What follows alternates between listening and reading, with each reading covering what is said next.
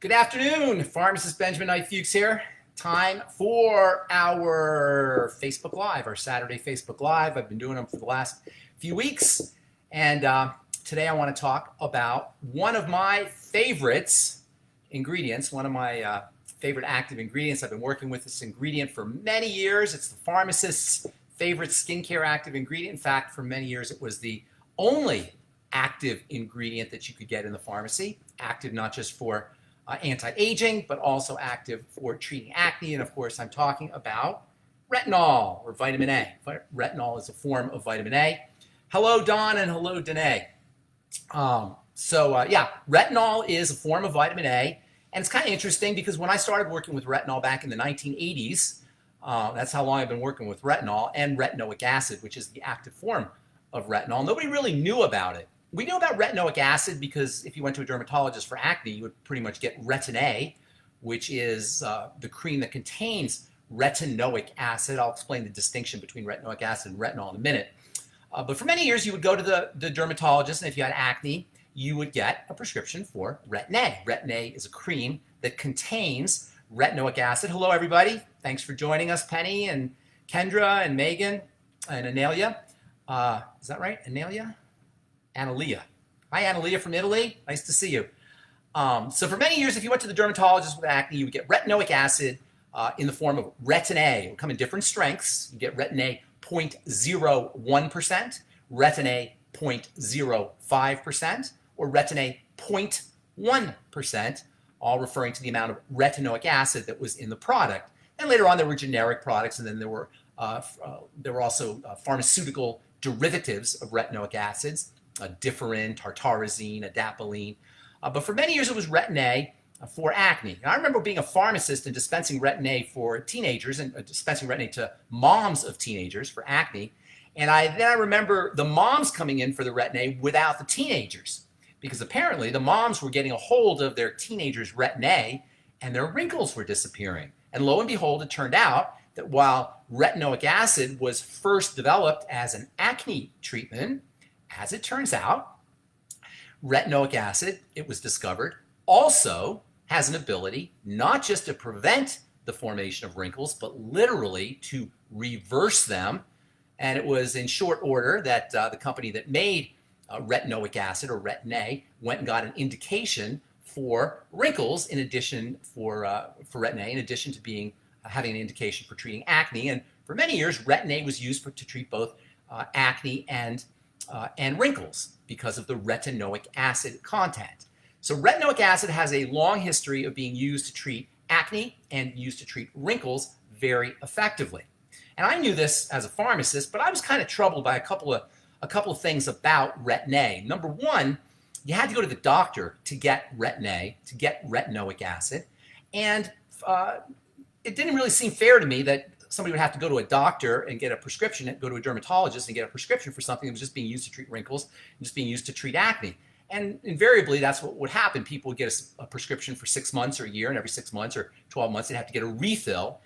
They'd have to go to the dermatologist and get a refill. Additionally, Retin A lasted about a month, probably 4 to 5 weeks, and every 4 to 5 weeks, people would have to come in and get their Retin A again.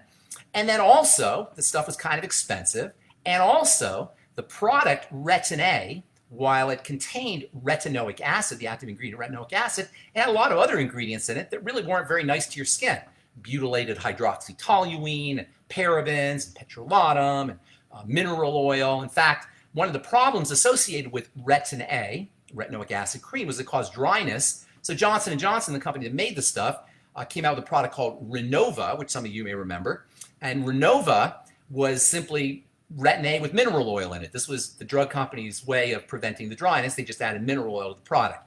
So I was always troubled by the idea of retinoic acid. And then I stumbled across this ingredient called retinol, which is essentially the same thing as retinoic acid in the sense that it gets converted and broken down into retinoic acid. And I started to experiment with using retinol. Retinol had a major advantage over retinoic acid, even though it was weaker. It's about 100 times weaker than retinoic acid. I had a major advantage, and that was it was available over the counter. You didn't need to have a prescription for it. So I started to work with retinol And the end result of my many years of working with retinols are Truth Retinol gels, our Truth Retinol 5% gel and our Truth Retinol 1% gel, which of course many of you have used. I'm going to talk to you a little bit about some of the problems associated with retinol. I'm going to talk to you a little bit about what it is and also how you can mitigate the problems, how you can best use it to get results for a lot of things, for hyperpigmentation, for anti-aging, for acne, even for eczema and psoriasis, and even, some people believe, for rosacea as well. So that's my little introduction. Megan says tretinoin is great for acne and wrinkles. I'll get to your questions here. If you have questions, just post them in the comments and I'll get to them at the end. So what exactly is retinol? What exactly is retinoic acid? Well, it's a vitamin. Technically, it's vitamin A. And vitamin A is a very tricky vitamin because vitamin A comes in different forms. Vitamin A is found in the body as an active form. The active form of vitamin A is called retinoic acid, and that's the ingredient that's in Retin A. And then it comes in a precursor form. This precursor form has to get turned into retinoic acid. And we see this a lot in the world of vitamins. It happens in vitamin D. Vitamin D has a precursor form that gets turned into vitamin D, into active vitamin D. And vitamin A and D, by the way, work together. So retinol is the precursor form to retinoic acid. This is why it's weaker, 100 times weaker. Retinoic acid is the active form. Retinol is the precursor form. This is also why retinol is available over the counter, while retinoic acid requires a prescription. It's thought that retinol, being weaker, doesn't require the same kind of vigilance and dispensation by a medical professional that retinol does, and that's probably true. So retinoic acid is the active form, retinol is the precursor form. But here's the thing. While retinol is weaker than retinoic acid, retinol gets converted into retinoic acid in the skin. So it's not like when you use retinol, you're not going to get benefits, retinoic acid benefits. You're just going to get those benefits in a slower, more sustained release fashion, and you're going to get weaker benefits than you are with retinoic acid. But of course, you don't have to go to the doctor and get a prescription. So retinol is the precursor form to retinoic acid, but the effects are basically the same because the retinol effects are really retinoic acid effects. It's just that the retinol has to get converted into retinoic acid. But they're both vitamin A. One is a precursor form of vitamin A. One is an active form of vitamin A. There's also a third form of vitamin A that you'll sometimes see in skincare ingredients, and this is called retinol palmitate. Retinol palmitate. Retinol palmitate is kind of like a storage form of vitamin A. And in fact, retinol palmitate travels through the bloodstream as a way that the body protects itself from the activity of vitamin A, and it kind of gets combined with a fat. The palmitate part is a fat. R-E-T, always refers to vitamin A. Retinol is vitamin A plus palmitate, hence the term retinol palmitate, and that's a storage form of vitamin A. And you'll sometimes see that in skincare products. It's not that strong. It's extremely mild. You will get some moisturization, some vitamin A benefits. I'll tell you some of the benefits of vitamin A here in a minute, but not a lot. And most skincare products that use incorporate retinol palmitate will incorporate very small amounts of it. So you're not going to get a lot of vitamin A benefits from retinol palmitate. Of course, you're not going to get any of the stimulation or any of the potential problems that you get with retinol and retinoic acid. When I formulate with retinol palmitate, and sometimes I will use it, I use very high concentrations of it. As you guys know, I love high concentrations of active ingredients. I love using high concentrations of vitamins because I believe that gives you value. And that's really where you get effects. As a pharmacist, I'm very cognizant of the fact that the dose makes the medicine. And it's not enough just to put the medicine or the active ingredient in a product. You got to have a good dose of it. So when I'm formulating with retinol palmitate, I'm using very high concentrations, 5%, 10%, 15%. Most product formulations that contain retinol palmitate will have something like 1% or 0.5%. So those are the three main forms of vitamin A that you'll find in skincare products: retinol palmitate, retinol, and retinoic acid.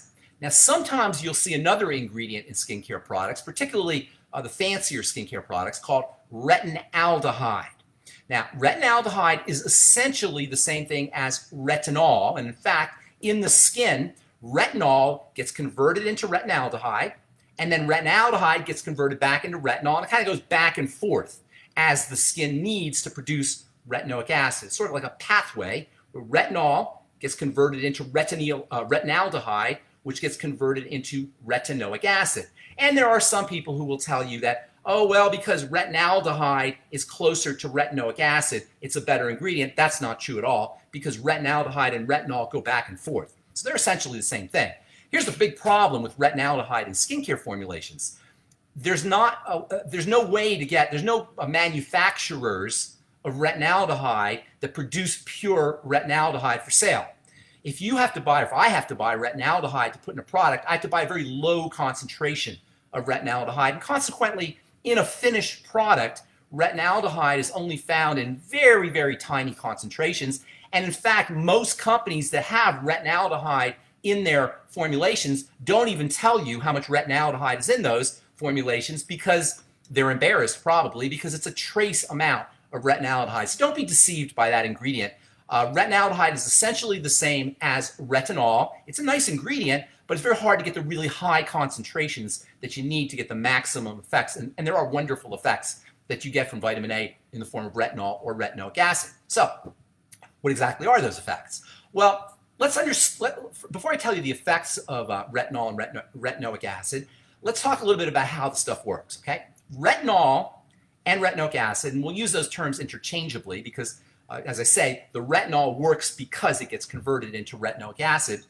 So these vitamin A ingredients act like hormones. And by that I mean they sit inside a cell, the opening on the membrane of the cell that's called a receptor. They sit inside that receptor sort of like a plug goes into a socket. And this effect creates an electrical circuitry that creates benefits or creates effects inside the cell. Basically, those effects involve how a cell grows.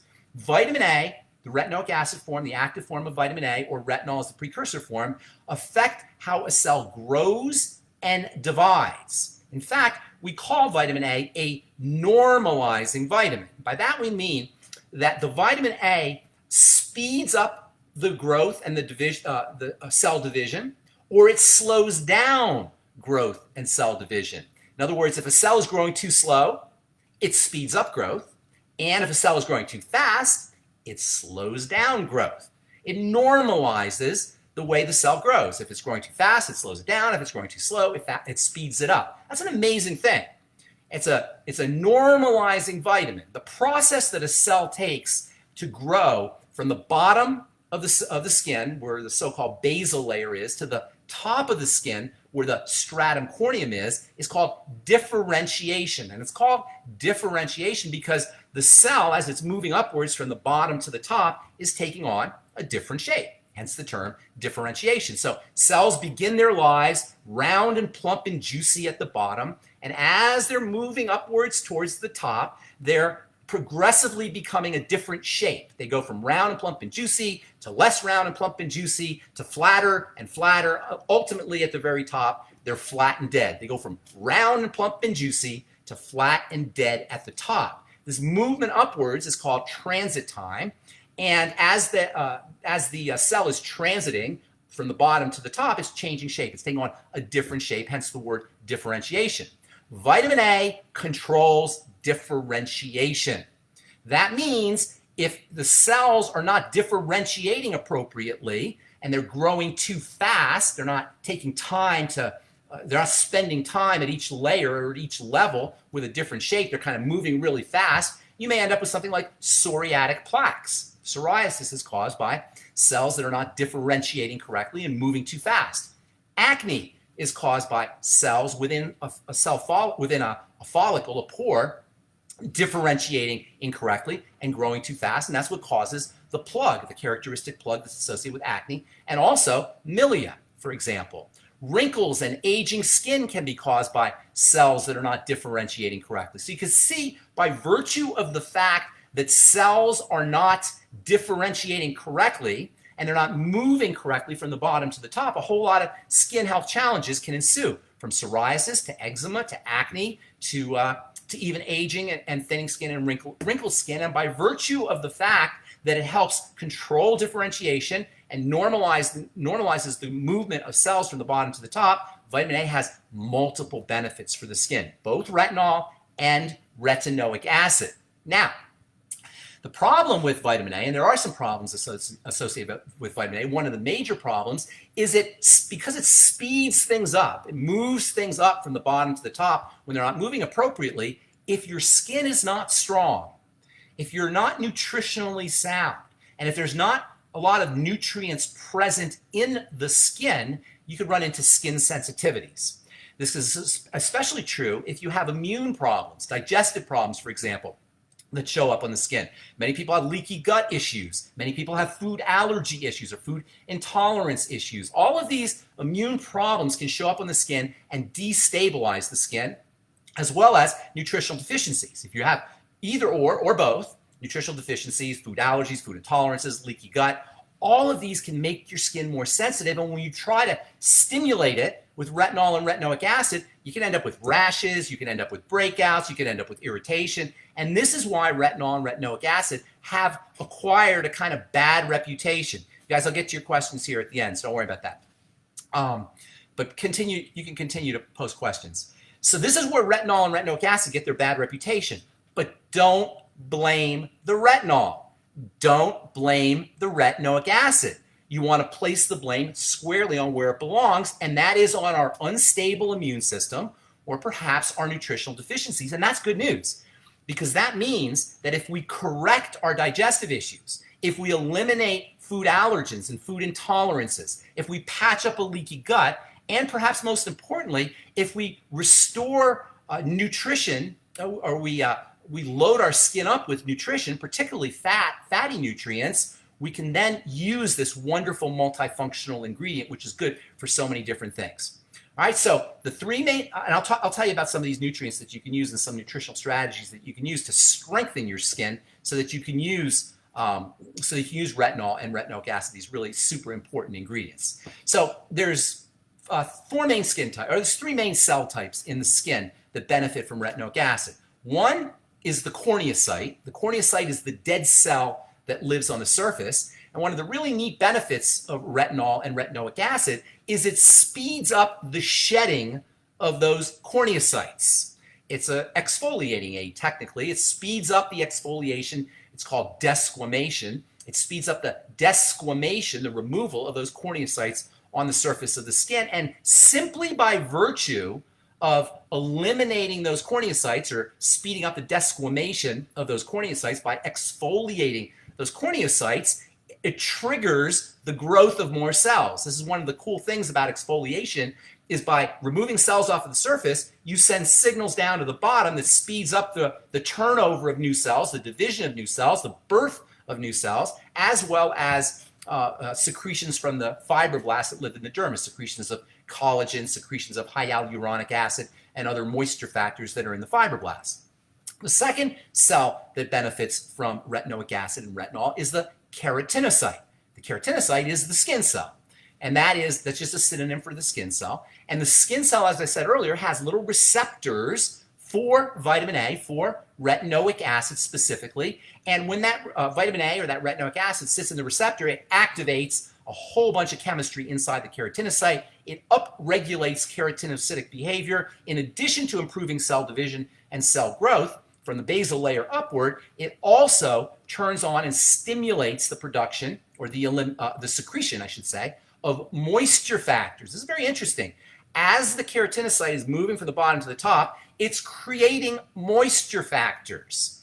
As it's taking on a different shape, as it's moving from the bottom to the top, these moisture factors are being dumped out of the cell, and they come to rest inside the extracellular space, the space outside of the cell, where they act to pull in water. And this is one of the ways that the epidermis, the skin, stays hydrated, is by the secretion of these moisture factors from the skin cell as it's rising from the bottom to the top. So because retinoic acid improves the movement of cells from the bottom to the top, it has a secondary effect on the dumping off of moisture factors, and it can actually have a hydrating effect, or it can help improve the skin's ability to hydrate itself at the epidermal level.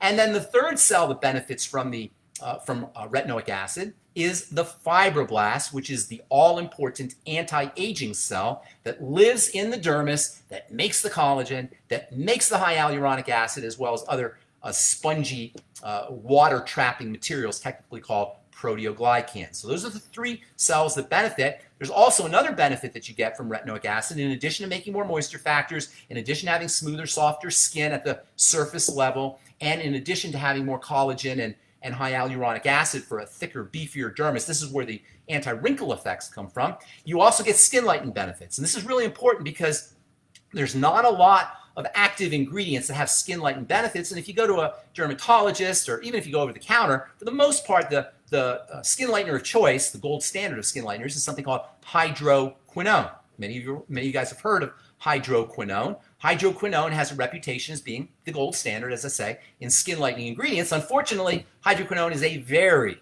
very nasty ingredient. And it's true that when you go to the drugstore, even when you get a prescription, you're getting a low concentration of hydroquinone. You can only get a 4% hydroquinone unless you have a pharmacist make a stronger hydroquinone. And I used to formulate 10% hydroquinone, but when I did it, I'd wear a mask and I'd make it under a hood. But for the most part, you can only get a 4% hydroquinone by prescription. Over the counter, I think it's 2% hydroquinone. So you get a low, the percentages are low. Nonetheless, it is a toxic ingredient. It breaks down quickly. It's associated with oxidation of the skin. There's even literature that links it to carcinogenesis and cancer. So hydroquinone, while it's the gold standard, is very problematic. Retinol and retinoic acid have the same skin lightening benefits that hydroquinone has, but instead of toxicity, you get anti-aging benefits, you get moisturization, skin hydration benefits, and you get skin smoothness and skin softness benefits at the surface. So for my money, why would anybody use hydroquinone when you can use retinol and retinoic acid? You don't have to deal with toxicity. If you're using retinol, you don't even need a prescription, and you get the same skin lightening benefits. So vitamin A comes in three forms: retinol palmitate, retinol, retinoic acid. Retinoic acid is the active form. Retinol is the precursor form. It gets turned into retinoic acid. Sometimes you'll see retinaldehyde in products. Retinaldehyde is basically the same thing as retinol, but it usually comes in a very, very tiny dose, so small that companies are basically embarrassed to tell you how much is in there because it's like 0.1% or 0.2%. And then retinol palmitate, which is not really a lot of vitamin A power, but it is readily available. And I sometimes do use it, I will say, but I use super high concentrations of it. You get benefits for the corneocyte at the skin surface. You get smoother, softer skin at the top. You get benefits for the keratinocyte as it's moving upwards. So you get a stabilization of the movement, which is helpful for eczema and psoriasis. You get moisturization benefits because as the cell's moving, it's dumping out its contents overboard. And you get benefits for the fibroblast underneath in the dermis for making collagen and hyaluronic acid and other spongy substances that give your dermis a nice beefy look to it. Okay, so the last thing I want to say is that if your skin is unstable, if you're trying to use retinol or you can't use retinol and your skin is irritated or sensitive and you put a little bit of retinol on it and it breaks out and you're frustrated and you want to use it but you can't, here's some ideas for you. First of all, eliminate food allergens and food intolerances, substances that you're intolerant to.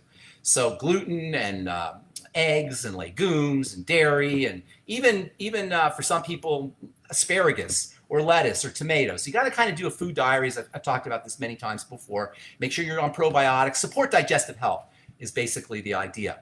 Also, niacin, vitamin B3, is wonderfully strengthening for the skin, taken internally that is. And so using internal vitamin B3 can be helpful. Omega-3 fats, both from fish oil and essential fatty acids from flax oil. We've talked about flax oil in the past. Or chia seeds or hemp seeds are also good sources of essential fatty acids, omega-3 essential fatty acids. That can help. And fish oil also, DHA and EPA. And then there's an absolutely stupendous but underappreciated phytonutrient. It's not an essential nutrient. It's a plant nutrient called beta-cytosterol. And this stuff is amazing for strengthening the skin and reducing sensitivities. Beta-cytosterol, just as an aside, is also very effective for male prostate issues, for BPH, or if you're an older guy and you're going to the bathroom, you find you're going to the bathroom 3 or 4 or 5 times a night, start dosing yourself with beta-cytosterol. I recommend anywhere from 300 to 600 milligrams of beta-cytosterol for strengthening your skin, also for the prostate. Omega-3 essential fatty acids, maybe a couple tablespoonsful, or a couple teaspoonsful, I should say, or anywhere from 2 teaspoons to 2 tablespoonsful, actually, of a good omega-3 oil, something like flaxseed oil. I like Udo's Blend, of course. Also fish oil, you can mix that in as well. And then maybe a gram or so of timed release niacin. You don't want to take too much niacin because you get the niacin flush, which isn't the end of the world, of course, but it can be a little uncomfortable. It only, oops, where'd you guys go there? Sorry about that. The niacin flush only lasts about half an hour, but it can be uncomfortable. So use timed release or sustained release niacin. They also make a form of niacin called no-flush niacin, which is called inositol hexanicotinoate. Inositol hexanicotinoate. You don't get a whole bunch of niacin in there. It is a no-flush niacin. Just use sustained release niacin, maybe a gram a day, maybe 500 milligrams to 1,000 milligrams a day is a good place to be. Okay, so that's retinol. Last thing I want to tell you is how to use retinol. You always want to take days off when you're using retinol. I make a retinol 5%. All our Truth Retinol products, by the way, include 25% fat-soluble vitamin C. Vitamin C, fat-soluble vitamin C, and retinol work together. And that's important because there's a lot of people who tell you not to use retinol and vitamin C together. They're wrong. When they're telling you that, they are thinking of ascorbic acid, that is water-soluble vitamin C, and indeed, water-soluble vitamin C will accelerate the deterioration of retinol, and retinol will accelerate the deterioration of water-soluble vitamin C. So you don't want to use those two together. Also, water-soluble vitamin C can be irritating, and if you're already getting irritated from retinol, you may enhance the irritation from the retinol by using ascorbic acid. So when you hear people say not to use vitamin C and retinol together, they are confusing water-soluble vitamin C, or they're not taking into account vitamin C's fat-soluble cousin, water-soluble vitamin C's fat-soluble cousin. Fat-soluble vitamin C enhances the effects of retinol, number one, by stabilizing the retinol and mitigating irritation. Fat-soluble vitamin C is an anti-irritant. It's very soothing to the skin. And retinol enhances the penetration of fat-soluble vitamin C. So they work together perfectly well. And that's why I always include vitamin C, fat-soluble, stabilized vitamin C, with my retinol, whether we're talking about our retinol routine enhancing serum, which has a very little drop of 0.3% retinol, or our retinol 1% gel, or our retinol 2% spot treatment, which, by the way, is great for mosquito bites. Retinol pulls everything up. Its effects on the keratinocyte, its pulling up effects also pull up toxins from mosquito bites or spider bites. So all retinols will help you with mosquito bites or any kind of insect bite. Our retinol spot treatment has vitamin C in it. Our retinol 1% gel has vitamin C in it. Our retinol 5% gel has vitamin C in it. I like mixing the two together. So you'll always get vitamin C benefits when you use our retinol products. It's always smart to start off with a 1% retinol if you're not used to using retinol. Even if you are used to using retinol, it's a good idea to use our Truth Retinol 1% gel first. Start off with that and then work yourself into 5% gel. Don't overuse. You don't want to go to the gym too much.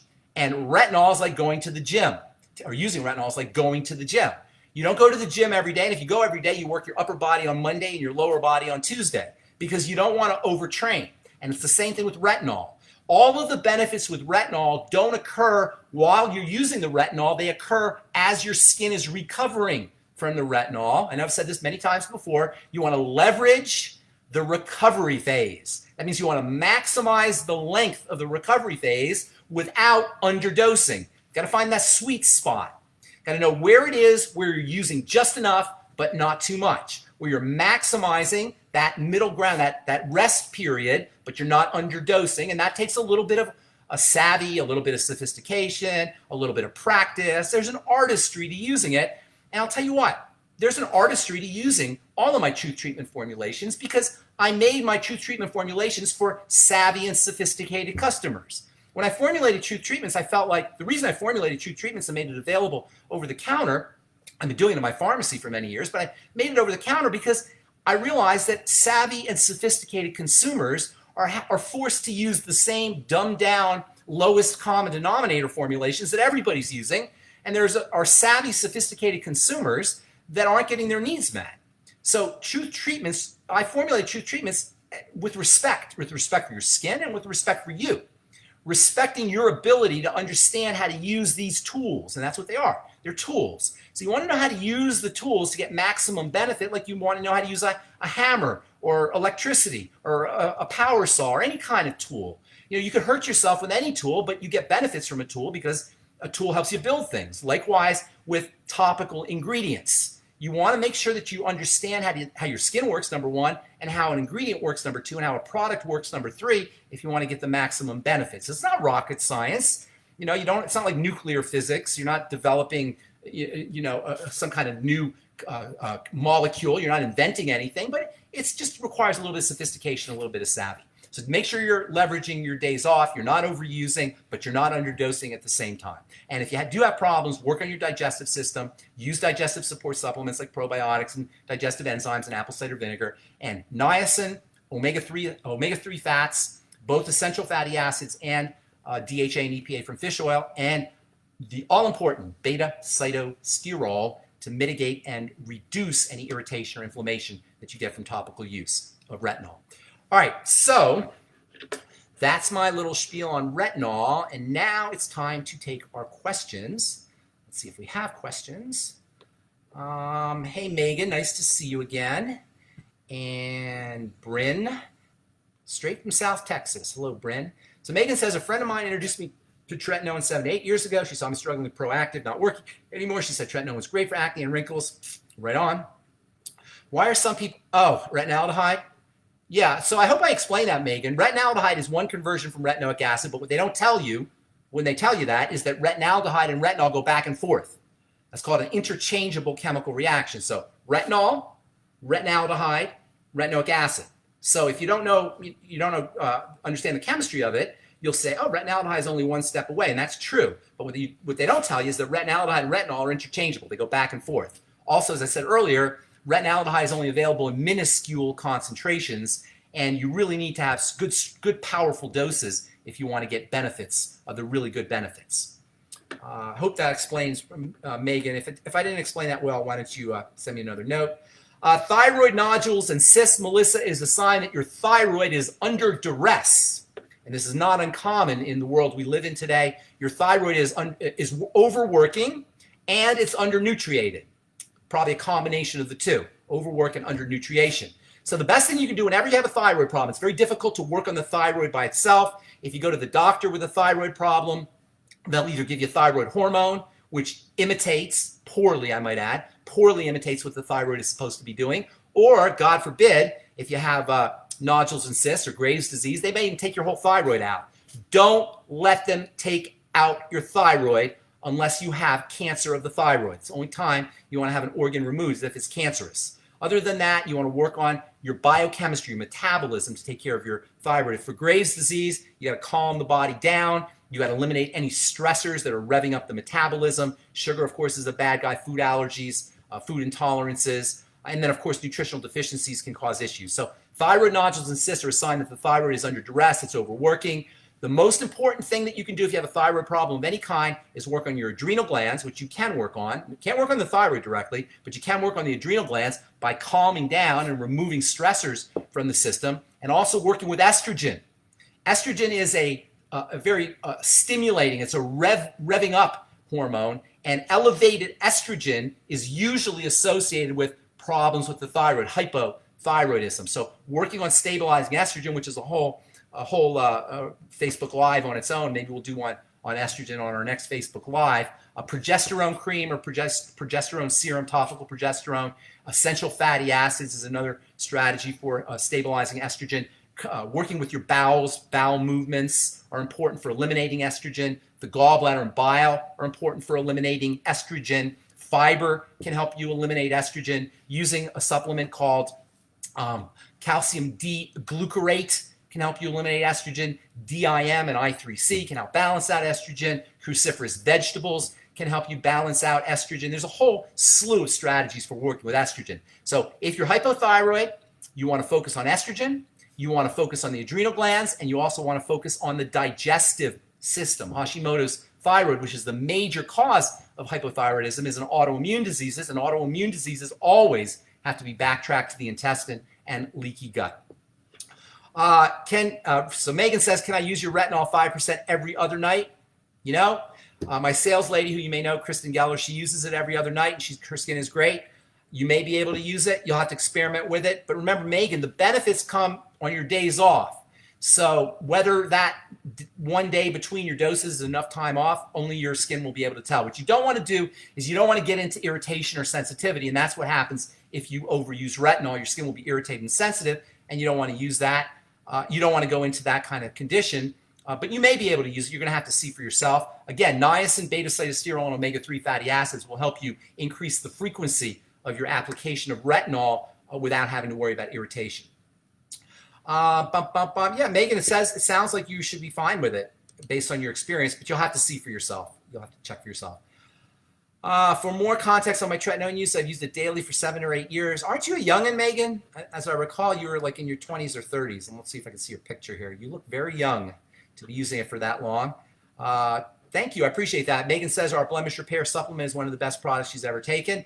Our blemish repair complex is a liver supplement. This is the secret to the blemish repair complex. It is not a skin supplement. It's a liver supplement. And as it turns out, the major organ, or one of the major organs for helping the body deal with blemishes and acne, as well as a whole slew of other health challenges, is the liver. So blemish repair complex is not just great for your skin if you're dealing with acne, it's also great for folks who are dealing with fatty liver disease. It'll also help you process sugar, and it's also great for hangovers. If you're drinking alcohol, you take your blemish repair complex on a regular basis, you'll find that you're not getting hangovers anywhere near as frequently. Let's see. How can you keep the product from migrating to the eyes, Tammy said. I'm not sure how it would migrate to the eyes. You'll have to explain that to me. If you're just applying it here, it shouldn't be migrating to your eyes. It's not like it moves upwards. Maybe if you apply it to the top, it might drip, but I'm not sure what you mean by migrating to the eyes. Danae says, don't like hydroquinone, nor do I. Nathan says, Nathan and Michelle, any new products or supplements? You know, it's funny you would say that.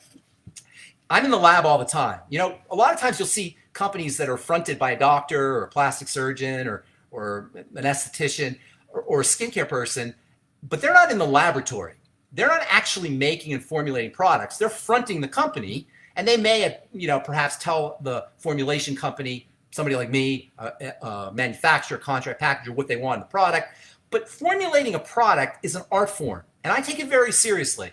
And it almost offends me when I see plastic surgeons and doctors and skincare professionals fronting a company and making it sound like they're actually making the product. They're not making the product, with some exceptions, of course. I'm in the lab all the time making products, and I develop these formulas working directly on a clinical basis with patients. So I take formulation very seriously. And my formulations are not just about my active ingredients. Of course, I love active ingredients. They're about the entire formulation, because it's the entire formulation, not just the active ingredient, that is the ultimate determining factor of how well a product is going to perform, how effective a product's going to be. You got to understand chemistry. You got to understand organic chemistry. You got to understand biochemistry. You got to understand medicinal chemistry. You got to understand skin chemistry. You got to understand biology. There's a whole bunch of stuff that comes into play when you're formulating a product, and that's what I love to do. So I'm in the lab all the time. I'm in the lab every day formulating products, and I've got shelves of wonderful products that I could sell if I wanted to sell products. But unfortunately, marketing a product is not that easy to do. And buying all the inventory and the raw materials and the packaging and the labels, there's a lot of stuff that goes into formulating, to selling products that are above and beyond just formulating them. So while I love to formulate and do it all the time, unfortunately, I can't just keep putting products out. I probably already have too many products. As some of you guys may know, my last company, I had 140 products that we were selling. It was a nightmare. So I already have more products than I wanted. When I started with 4 products. Now we have about 20 products. I should tell you, I'm looking to open up a pharmacy in a couple of months. We're moving, and my new facility is going to have a pharmacy, hopefully. And in that pharmacy, it'll be much easier for me to formulate and to sell products, because I won't have to label them the same way I have to label products now. I'll be able to label them as a prescription and be able to dispense them through physicians. So there will be a lot more products available when I open up my pharmacy, hopefully before the end of the year. So thank you, Nathan and Michelle, whoever you are, either Nathan or Michelle or both of you. Megan says, I tried ascorbic acid once on my skin and it was irritating. Yes, it's acidic and it can be irritating. Your vitamin C serum and C balm are the best. Thank you. I've been using both for 3 or 4 years. Ascorbic acid really, it's kind of it's a very problematic ingredient. It's very cheap And a lot of companies will take advantage of the fact that it's cheap and people don't know the difference between fatty vitamin C. There's still, you guys do because you've heard me speak for so long, most of you anyway. But out there in the general public, even healthcare professionals and physicians don't know about fat-soluble vitamin C. So consequently, because ascorbic acid is so darn cheap, there are many companies that will just sell you ascorbic acid. Unfortunately, ascorbic acid doesn't penetrate through the stratum corneum. No matter what you hear from the companies selling it, it does not penetrate through the stratum corneum very effectively, and it oxidizes, it breaks down very quickly. So it's a real problematic ingredient. Plus it's acidic, so it can be irritating to the skin. Megan says, best way to address mosquito bites. Yes, you could put retinol right on the mosquito bite, get our retinol spot treatment, keep it in your medicine cabinet or in your backpack if you go camping, and put it right on a mosquito bite or a spider bite or a tick bite, and it will speed up the movement of poisons upwards from the bottom of the skin to the top in the same way that retinol speeds up the movement of skin cells upwards from the bottom to the top. And by the way, many of you guys have heard of this purging effect that retinol has and retinoic acid, and that's the same reason why you have the purging effect, because retinol brings everything up. So pimples that you would have had next week will come up faster if you use retinol, because retinol has a pulling effect on toxins that are underneath the skin, mosquito bites that are underneath the skin, as well as on the skin cells themselves that are born at the bottom, at the basal layer of the epidermis of the skin. Hyaluronic acid in our Chuck asked, what does the hyaluronic acid do in your collagen recovery complex? Hyaluronic acid is a trigger for the production of connective tissue. It turns on the production of connective tissue. So when the fibroblasts, the cells that make connective tissue, see hyaluronic acid present in the blood, it acts as a stimulator. In essence, what happens is hyaluronic acid that's floating around in the blood signals to the fibroblasts that it needs to, the repair needs to be initiated. Think about it. Under ordinary circumstances, if you wound something, there's going to be some loose hyaluronic acid floating around from that wound. If you tear some connective tissue, hyaluronic acid will be released into the blood. So the brilliance of the body is such that when it sees these loose pieces of connective tissue floating around in the blood, it doesn't know you took a supplement. It just sees loose pieces of hyaluronic acid floating around the blood. That signals wound repair. So hyaluronic acid taken orally is a great way to initiate wound repair. Now, you don't have to be wounded to benefit from wound repair. You can simply be aging to benefit from wound repair. So hyaluronic acid triggers wound repair. And by the way, glucosamine does the same thing. And you may notice that there's also glucosamine in our collagen recovery complex. Thanks for that question, Chuck. Donna says, if you can't take estrogen, what's the best you could do? Two things. Number one, essential fatty acids act like estrogen. Let me say that again because that's really important. Essential fatty acids have an estrogen-like effect. Get yourself on EFAs. And if you have a problem digesting your fats or processing your fats, Donna, work on processing your fats. Use bile salts, lecithin, apple cider vinegar, pancreatic enzymes, digestive enzymes. We've talked about this so much. I don't mind repeating myself. I just don't want to bore you guys with all this repetition that I'm doing. But repetition is reinforcement, I understand. So I do repeat myself a lot. You can always go back and check out my other videos, Donna, but work on fat metabolism, make sure you're using essential fatty acid. That's one thing you could do. A second thing you could do is use phyto means plants, phytoestrogens, and you can use things like black cohosh or blue cohosh or Vitex or Damiana or legumes or berries. All of these have phytoestrogens, plant estrogens in them. Soy, of course, is well known for that. And then they can help kind of give you estrogenic benefits without having too much estrogen effects. And then thirdly, what you can do is use progesterone. Progesterone not only balances out estrogen, but interestingly, it makes cells more receptive to estrogen, which is really cool. Not only does it balance out and protect you from estrogen, it also enhances your own natural estrogen. So get yourself on progesterone. A lot of women get wonderful estrogen-like benefits from using progesterone, including relaxation, including reduction in hot flashes, reduction in insomnia, stronger bones. So I personally, progesterone is completely non-toxic. Estrogen has toxicity. So I personally suggest people always start off with, women especially, start off with progesterone rather than hormone ERT, estrogen replacement therapy. And oh, by the way, men benefit from progesterone as well as women. Progesterone is important for building muscle. Progesterone can help with the with the prostate. Progesterone is important for neural health, brain health. Progesterone is just a wonderful, wonderful supplement. Megan says, would you do a video sometime on cancer? Great idea. Why have there been millions donated and so much research done? Megan, I suspect you know the answer to that question. Let me just say this right now about cancer. I'll say a couple things about cancer since you brought it up. First of all, there will never be a cure for cancer. Never. Because cancer really is not a disease. Cancer is an adaptive response. It's a way that the body has responded to stress. And by stress, I'm not talking about psychological stress only, although that's one aspect of stress. I'm talking about nutritional deficiency stress. I'm talking about toxicity stress. And I'm talking about hypoxia stress. That is low levels of oxygen. In fact, if you take a cell and you rob it of oxygen, one of the things that will happen is that cell will turn cancerous.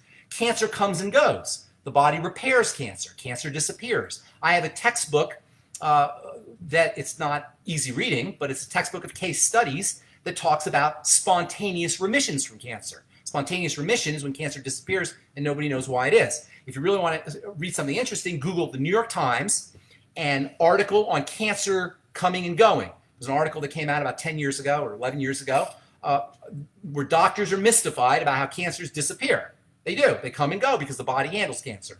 And I will do a video on cancer because it's a very important subject, obviously. But let me just say this. This is kind of interesting. Get a little water here first. There's no such thing as breast cancer. There's no such thing as brain cancer. There's no such thing as colon cancer. There's no such thing as gallbladder cancer. There's no such thing as liver cancer. There's no such thing as bone cancer. There's no such thing as any of the cancers that we attribute to organs. So what do I mean by that? That's crazy, right? No such thing as breast cancer? What are you talking about? My mother had breast cancer. I know somebody who died of breast cancer. No. There's no such thing as breast cancer. There is breast cell cancer. There's no such thing as bone cancer. There's bone cell cancer.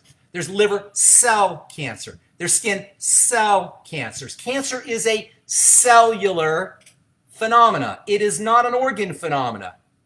This is so important for a couple of reasons. First of all, because we don't see it as the cellular phenomena, we think it's okay to remove an organ. We think that the treatment for cancer is to take the organ out.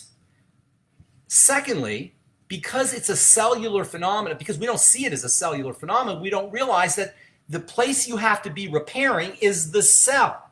You have to be correcting the disturbance, the metabolic disturbance at the level of the cell. What happens when a cell is under duress, and by under duress I mean lack of from a physical perspective, lack of oxygen, lack of nutrients, or toxicity, when it's under duress, usually it will die. It will commit suicide. But occasionally, rather than dying, it will revert back into a primitive behavior, which is the behavior of a bacteria, where it divides. Cancer cell is a primitive cell, like a bacteria cell, where it just knows how to divide. It doesn't produce a lot of substructures. It doesn't contribute to the team in the sense that it doesn't be a liver cell will not be a liver cancer cell will not become a liver, or a bone cancer cell will not become bone. It kind of divides on its own, like a bacteria. You know, bacteria don't form organs; they just divide on their own. A cancer cell is much the same way. It's like almost like a cancer cell is like, screw you. I'm not going to be an organ. I'm not going to become a liver. I'm not going to become a bone because you haven't fed me. You've been suffocating me, and you've been poisoning me for so long. So I'm just going to go ahead and divide. It's kind of like it's a sociopathic, angry cell, and carcinogenesis is actually an adaptive response. It's a way that the cell has figured out how to deal with its low levels of oxygen, low nutrients, and subjugation to toxicity. It's kind of like a coping mechanism, if you will. So yes, cancer, 40, wow, Megan. So cancer, obviously, it's a serious issue. It's the second leading cause of death in this country and the cause of untold misery, but you can't cure cancer with a drug. You can maybe eliminate the cancer occasionally with chemotherapy or by removing an organ, but most of the time cancers return if you have not corrected the environment that the cancer cell is in. And this distinction between the cell and the environment that the cell is in is really critical to understand if we're going to understand the health of the cell and ultimately the health of the organism. It's about the terrain, as the great biochemist Beauchamp said in the 1800s. It's the terrain that determines how healthy the cell will be. That is the environment that the cell is in. So I hope I didn't digress too much on that, but that's kind of an interesting question and topic. Psoriasis on his hands. Here's what you do for psoriasis, Don. Number one, look for food allergies. Psoriasis oftentimes is associated with leaky gut, food allergies, and food intolerances. As always, when there's a skin problem, work on the digestive system. Use essential fatty acids, particularly omega-3s from flax and chia, as I said, or hemp seed, as I said earlier. Also, fish oil can help. Fatty vitamins, particularly vitamin A and vitamin D, can help. Also, vitamin D from the sun can help. So making sure you're getting out in the sun. In fact, dermatologists use sun lamps. So you may even want to buy a sun lamp for your brother.